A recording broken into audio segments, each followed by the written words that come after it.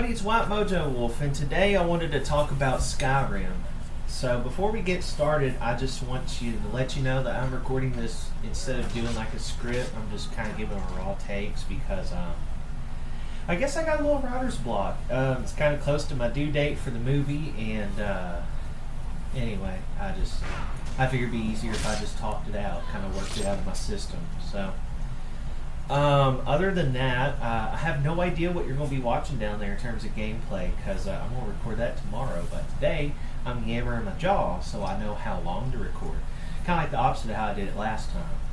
So, the main thing I wanted to explore this time around with Skyrim, while I wait for Starfield, was how come is it that Skyrim, which is quite a bit older than even Fallout 4, has so much staying power to this day? Like, of course, I remember it fondly from playing it back in 2011 and then 2014 or 15, whenever the Skyrim Special Edition came out with the DLCs.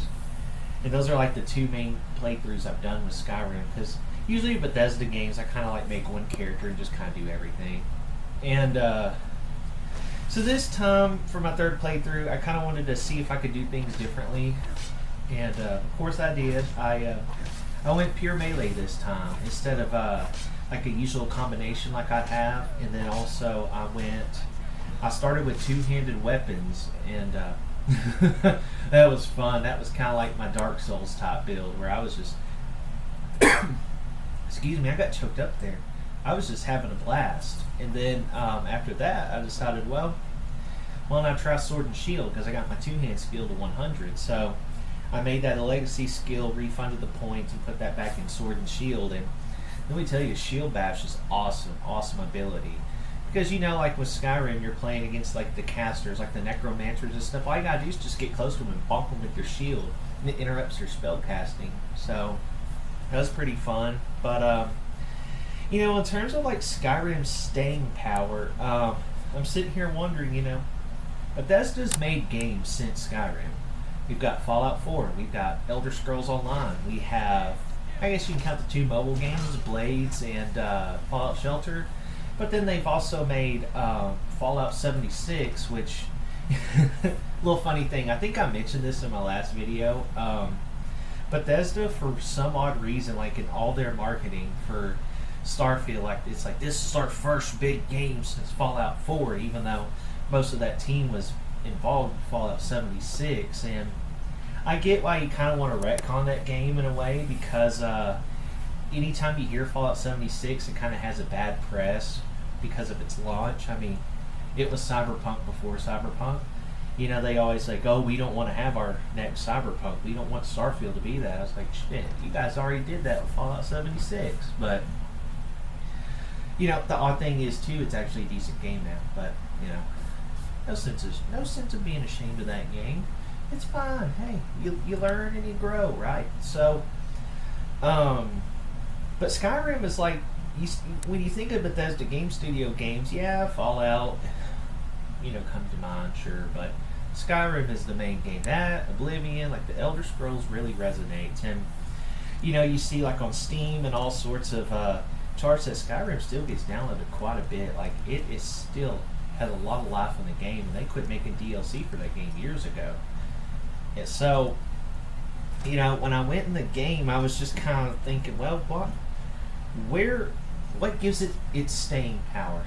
So first, I was playing around with the combat, just kind of going through the general progression in terms of quests. Now, I did the main quest, did the companions, which is like your fighter's guild, thief's guild, College of Winterhold, which was quite interesting as a melee build. Did the Dark Brotherhood. Then I did the expansions Dawn Guard and Dragonborn, which were both awesome. And I built a home, so I guess Hearthfire counts as well. And then I bought the Anniversary Edition, which again, I was trying to introduce new stuff. And I had a lot of fun with that as well, kind of exploring some of the curated content people made. I'll kind of talk about that a little bit later. But that's kind of like the general gist of what I did with the game. And so with Skyrim, first thing I tried to pay attention to was the combat. I was like, now did the combat age well? No. Keep in mind, back then though, it was okay, but I'm glad to say we've come a long way in terms of combat with RPGs, because gosh, look at games like Dark Souls, Witcher, like the later Assassin's Creed that I'm about to talk about in the next video, and like Star Wars Jedi Knight, like all those games were just great. So the combat didn't necessarily age well, but let me tell you what did. Bethesda is so renowned for their world building. Skyrim still just feels so great to explore, even now, all these years later, because, I feel like Skyrim kind of started this modern renaissance of open world games, and each studio kind of took inspiration from it and kind of gave it their own flair. Like Rockstar with Red Dead 2 kind of took that inspiration. It's like, okay, like, let's get more realistic. Let's make the world more lively. And then Zelda the Breath of the Wild's like, okay, well, here's what we're going to do. Big map, landmarks all over the place, wide space in between for you to breathe. But we're going to kind of like leave it a little vague like Dark Souls, so you can kind of know, what's going on here. And then FromSoft as well, like Dark Souls, it's a bit more linear, but it's interconnected. Did that come out before or after Skyrim? Let's talk Elden Ring, okay? Like Elden Ring, FromSoft even went open world. The Witcher to me, I'm starting to play that again, kind of on my own. Now, I'm reading the books, I'm getting into the show, and I'm finally getting in the game. And let me tell you about Witcher 3. It feels like the natural evolution of a game like Skyrim. And anyway, but the world building Bethesda did with Skyrim is just fantastic. I still really like a lot of their quests, and some of them kind of got corny over time, but it's just the fact that Skyrim just nailed the world. They nailed the exploration. It felt like they gave me just the right amount of information to where I could explore at my own leisure, have a good time, and just not waste a lot of time. I feel like it really respected your time, I guess what I'm trying to say. And I feel like just the DNA of Skyrim as an open world game, RPG, just lives on in other forms in games that succeeded it. And people like to go back to Skyrim and kind of see, where did all this really start? So I think the open world gives it a bit of staying power. Now, another thing that obviously gives it staying power, and this is kind of like the no duh, is mods. One thing about Skyrim that I like is that it was one of the first games that had a modding. Basically, I guess what I'm trying to say is that Skyrim lets you install mods on your console.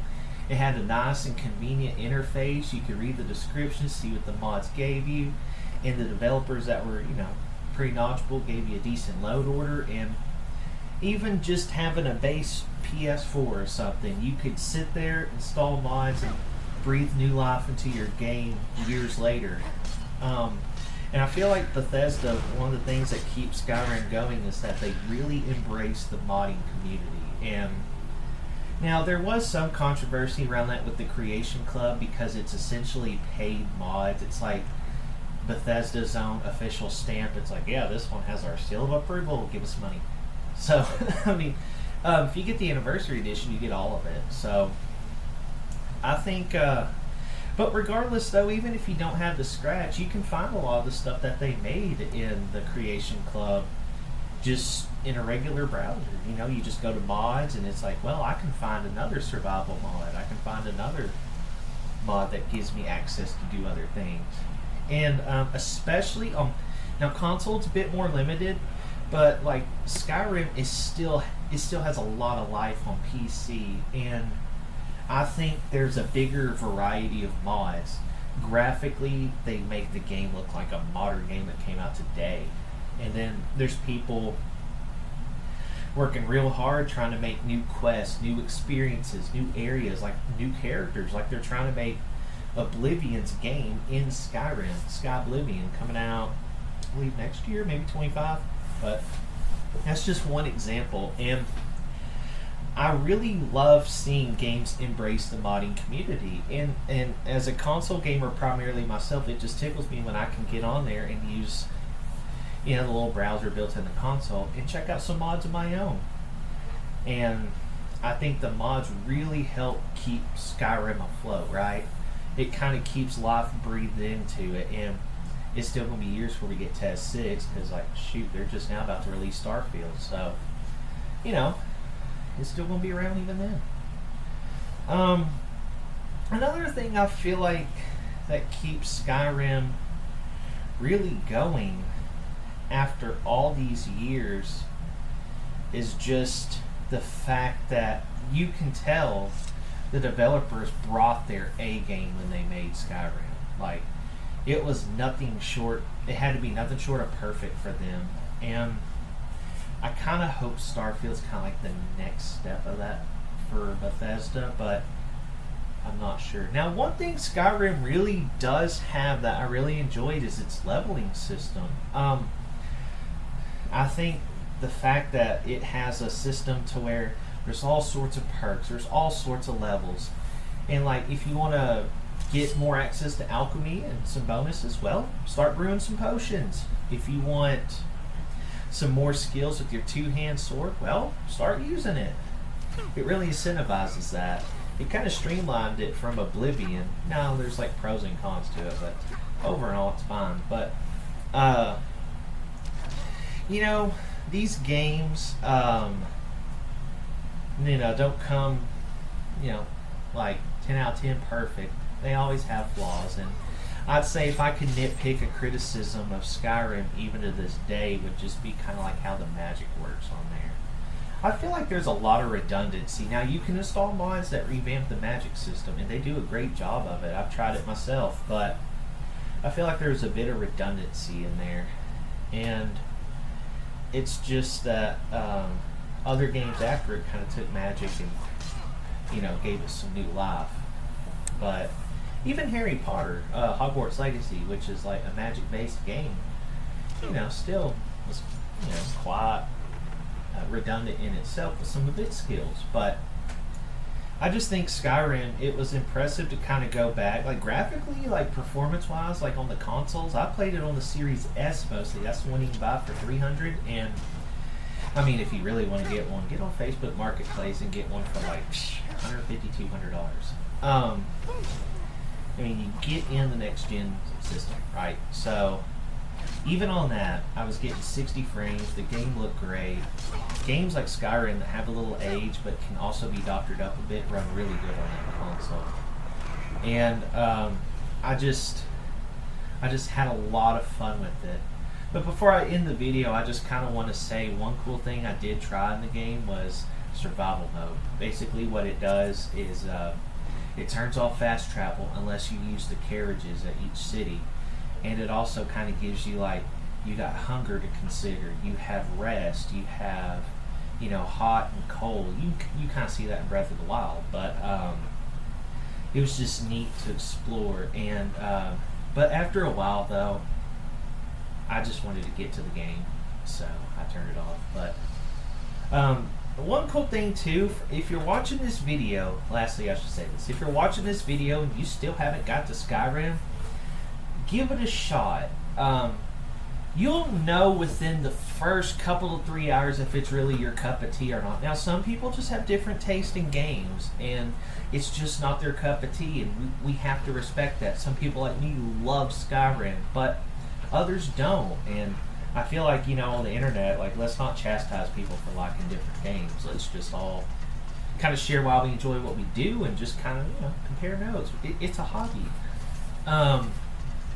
But one cool thing about Skyrim is the adjustable difficulty. Like, all you gotta do is just press pause, go to options, bump the difficulty down a bit. Like, if you're kind of struggling to get a flow, put it on the easiest modes you can. But what I did over time was I started on the easiest difficulty, and as the combat got easier and easier to where they weren't doing nothing to me, now I was destroying them with 1 or 2 hits, I'd bump it up the next level. I worked my way all the way up to I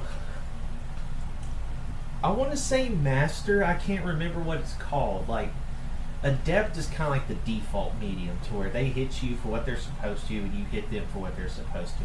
I was like the next step up from that. But I have some Skyrim footage. Now, what you see down here might not be like the end game, because I recorded it like 3 or 4 times. I just got to kind of dig through my footage. But yeah, it's really accessible. But again, you'll know real quick if it's your cup of tea or not. But if you like the RPGs, if you like the open worlds, give it a try. But I'll be kind of excited, much like Fallout 4. You know, Starfield comes out in September. I kind of want to see what they took from Skyrim and put in Starfield. Because one thing that's cool about Bethesda's games is like you can really see the DNA of their old projects in like the newer ones. Like you really learn from what you did in the past. So that's all I have about Skyrim. I hope I did a decent job winging it just from the top of my head here. I wish I had a script in front of me, but I pretty much hit all the key points I had typed on there. So without further ado, I hope you all have a fantastic week, and I'll see you next time for Assassin's Creed Odyssey. And I will see you later. Oh God, that was bad. Yep.